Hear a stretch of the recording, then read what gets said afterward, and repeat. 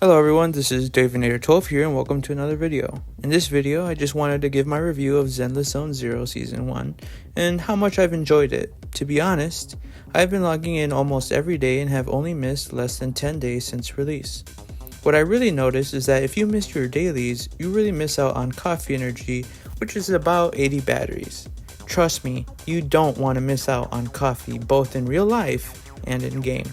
By the time this video airs, Season 2 will be on its way. Let me tell you about the experience from day 1 release that has drastically improved.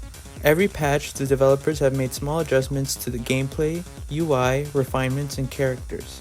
You can tell that the people working behind the scenes genuinely care for this game.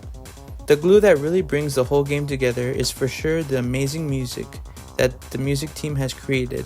They have created masterpieces back to back with each update. Since day 1, the music has been on point and continues to be the best music I've heard in a while. The marketing music like Pinking, Shining, Come Alive, Burning Desires, and others always come to my mind. Music not only affects the marketing material but also in-game. I find myself always banging my head to crazy innovative beats.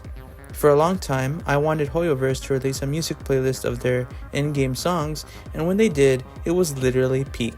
Talking about gameplay, I would separate the main forms of fighting into 3 categories: boss, mini-boss, and minion fights.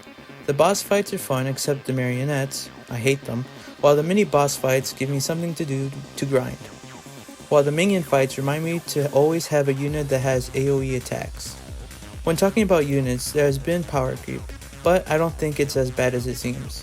Everyone is worried about HP inflation, but I think it's nothing to worry about. Every character fits an ecological niche in the game's environment. Sure, M0 Miyabi can insta-kill some enemies while it takes an M6 Ellen 30 seconds or more, but you know what, it's okay for right now. Ellen's gonna get a buff anyway. Sure, you can have 2 stances with Yanagi too, but it's not that bad to use Grace, sometimes.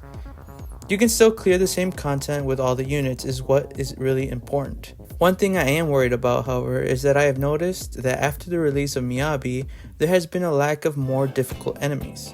But it really just applies to the more try-hard fans like me. Talking about fans, I enjoy how Zenless Zone Zero appeases hardcore and casual gamers. With each patch, I can tell that they try to release events and minigames to have something that the more casual gamers can do, while giving more endgame content for the more hardcore gamers. Even at this moment, there is still an unknown Shiyu defense. I bet there's more to come for both casual and hardcore fans. However, the fishing minigame is the best mode, no competition. Fight me. Now let's talk about the negatives. I'm going to talk about 2 of them.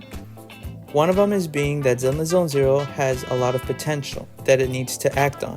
And the other is the constant EN voice changes. But I understand that has to do with the voice acting strike. But man, I had to seriously consider going to Japanese dub even though I really enjoyed EN dub for what it was. The only thing that kept me on English dub was Vivian and Hugo's VA. With the Zenless Zone Zero team releasing banger after banger with each banner, I found myself having no polychrome for some banners, making me spend money, of course. But the number of events really don't help at all with bridging the gap for this problem. I think a break patch would be great for everyone to catch up to polychrome and having a bunch of just pure events so everyone can catch up. I also found that there could be more things added to endgame. Apart from doing trust events, Shiyu, Lost Void, every week once you're done with that and Deadly Assault, I found myself bored and left with nothing else to do. Especially without incentives like for Polychrome or Denny's. One example of this is the Battle Tower. At a certain point, you stop getting Polychrome and you don't want to do it anymore. With new gacha games coming out such as Anata, Nexus Anima, Silver Palace, and others, I think Zenless Zone Zero will also have to pop off, and to be honest, I think it will. With its sister Wuthering Waves right beside it, I think Zenless Zone Zero will show the gacha space why we should call it Oni-chan, am I right? If Starro can get a fake collab, and ZZZ has already collabed with McDonald's, I'd say we are halfway to a Zenless Zone Zero crossover with Final Fantasy VII, Solo Leveling, Nier Automata, Metal Gear, Persona, Akira, or imagine Steins Gate. I'm just saying, that would go hard. Overall, between the music, cutscenes, marketing, developers actually listening to feedback, story, gameplay, characters, animations, and vibes, this game continues to impress me, and it's always improving. Anyway, I hope you enjoyed this Season 1 review of Zenless Zone Zero, and go check it out. Season 2 is about to come out, and this is a perfect chance to get on this game.